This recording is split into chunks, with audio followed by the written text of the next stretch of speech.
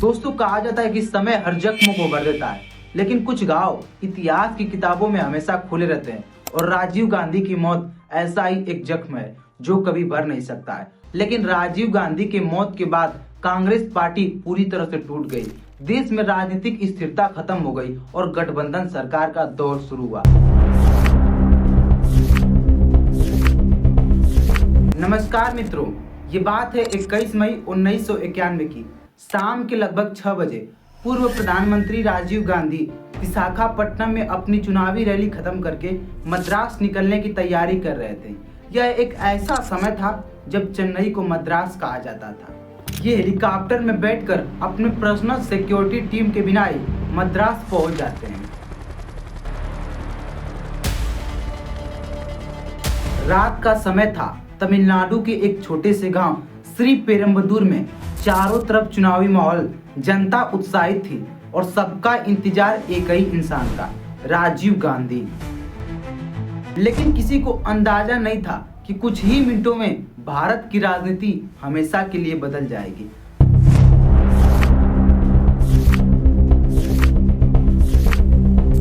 रात के करीब 10:10 पर एक मुस्कुराती हुई महिला फूलों का हार लिए राजीव गांधी के पास जाती है और अगले ही पल जबरदस्त धमाका।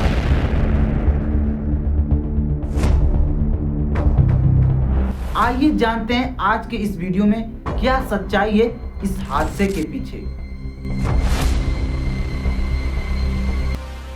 राजीव गांधी भारत के सबसे यंगेस्ट प्रधानमंत्री बने थे।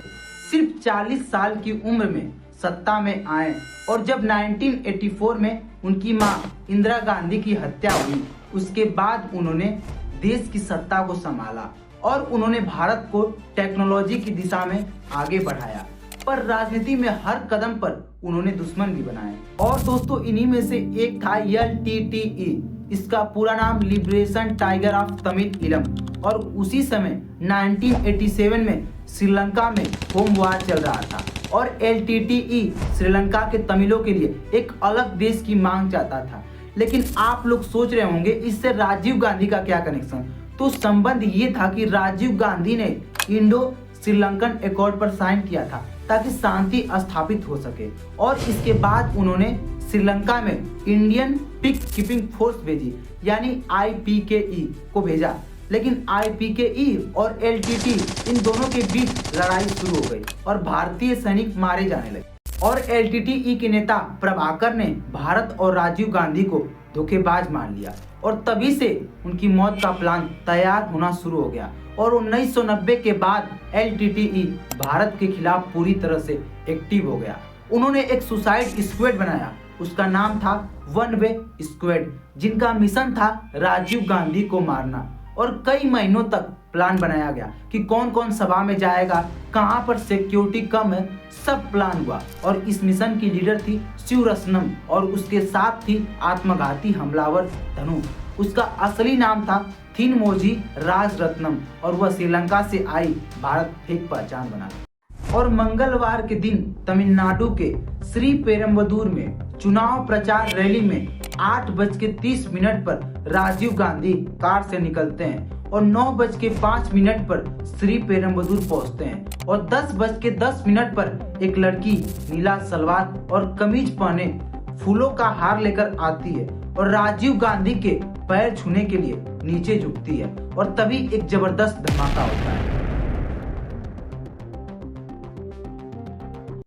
9 पुलिसकर्मी और 7 नागरिकों के साथ साथ वहीं राजीव गांधी शहीद हो जाते हैं और जो महिला थी उसका शरीर भी टुकड़ों में बिखर जाता है। और बाद में कैमरे से निकली एक फुटेज में देखा गया कि जो महिला राजीव गांधी के पैर छूने के लिए झुक रही थी, उसके 1 सेकेंड बाद धमाका होता है और बाद में धमाके के बाद पूरे भारत में हड़कंप मच जाता है। और CBI ने एक स्पेशल इन्वेस्टिगेशन टीम बनाई और उसका नेतृत्व कर रहे थे DR कार्तिकेयन। और सर्च करने के बाद फोटोज, वीडियोस और DNA रिपोर्ट से साबित हुआ कि हमला LTTE ने करवाया था। और 1992 में 12 मुख्य आरोपी गिरफ्तार हुए और 12 मुख्य आरोपियों में से 2 आरोपी शिवरासन और सुबह गिरफ्तार होने से पहले ही सुसाइड कर लेते हैं और बाकियों को कोर्ट में पेश किया जाता है। और 1998 में 26 लोगों को मौत की सजा दी गई, लेकिन 2014 में सुप्रीम कोर्ट ने सजा घटाकर उम्र कैद कर दी।